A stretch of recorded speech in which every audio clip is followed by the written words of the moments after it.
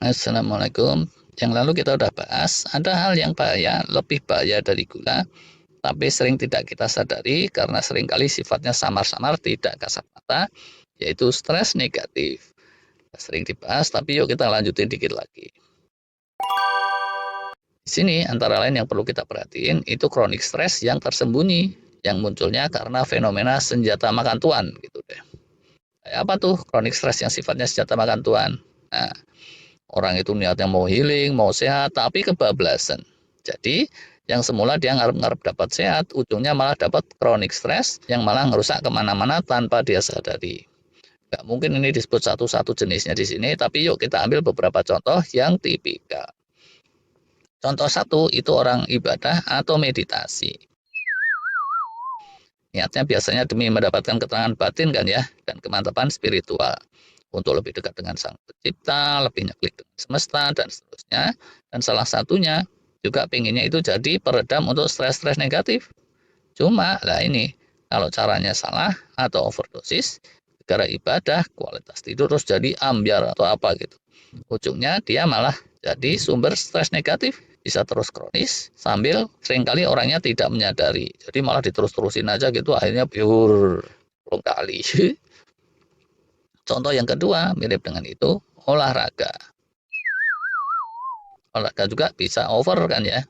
Tadinya mau sehat, dengkul malah melesat. Contoh ketiga, olah pikir. Sama juga.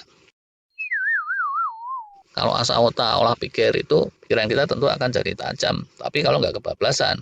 Karena kalau mikirnya jadi overthinking, ini juga menjadi jengking ujungnya. Sama sih dengan ibadah tadi. Itu udah kelasnya kebablasan, itu bisa jadi stres negatif yang kronis. Caranya salah, tapi nggak tahu kalau salah. Contoh keempat, itu overeating. Makan berlebihan. Tidak sekedar kenyang, tapi kekenyangan. Kenyang aja sebenarnya juga udah salah tuh. Kalau sesekali, ya udahlah, tentu tubuh kita bisa mentolerir.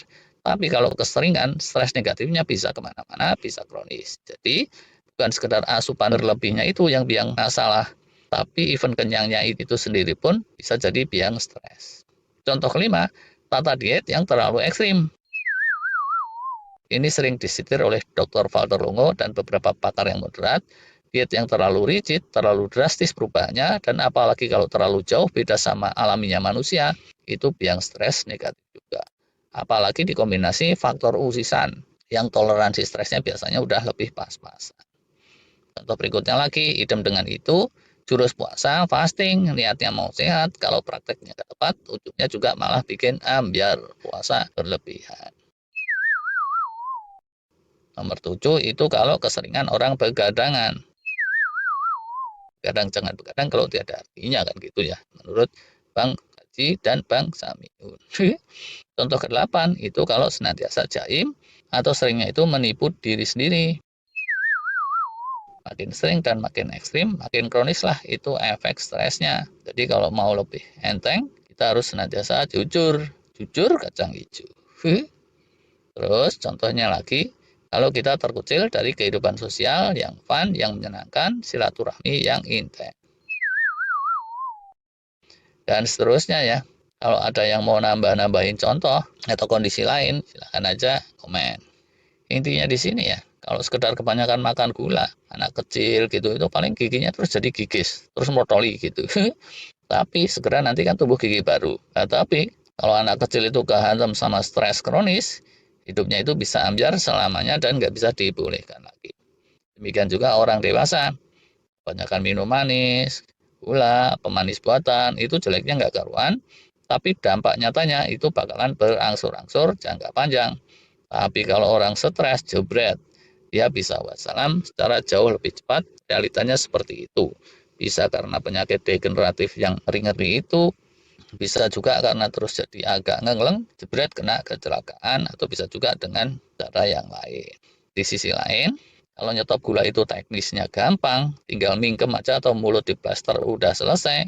Kalau meredam stres negatif ini, yang kronis itu biasanya senantiasa sulit. Dan apalagi kalau sambil orangnya nggak nyadar sisan, dan bahkan menganggap yang dia lakukan itu sifatnya positif. Waduh, walau-walam bisa. Segini dulu deh ya. Terima kasih.